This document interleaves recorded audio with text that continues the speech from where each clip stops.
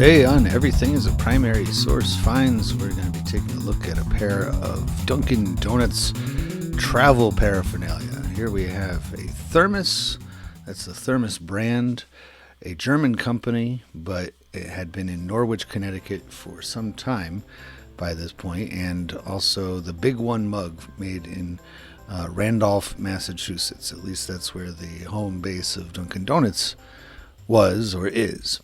So a very New England output here. This big one is actually missing some pieces. It has a cover on it and a base, and it was meant for travel. It comes from the 1970s. The Thermos, probably 1980s, early 80s.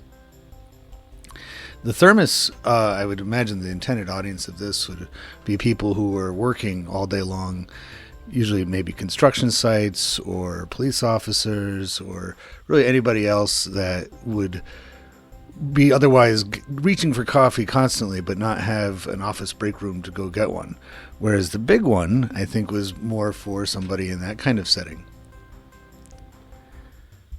Like I said before, the Thermos brand is actually a German company. It came to America in 1912 in Norwich, Connecticut, and that factory, I learned, actually was a big boon for that community as the textile mill industry was fading away. And I'm imagining that's true for much of the intended audience of both of these, being that New England is Dunkin' Donutville. I live in New England, and I can attest to this. There are more Dunkin' Donuts than really any other kind of shop, and so pretty easy to come by these kinds of things at places like Goodwill by the pound.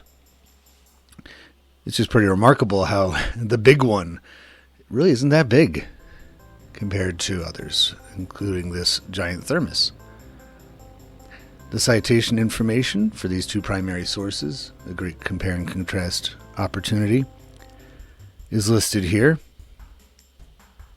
And if you'd like to use this video as a secondary source, perhaps you're writing a paper or doing some kind of report, or just your homework using the Everything is a Primary Source template, then your secondary source about the 1970s, 80s work culture of that era and coffee's role in it is listed for you there.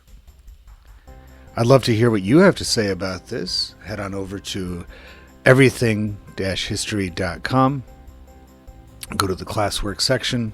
I always misspeak. It's my own website, and I always misspeak.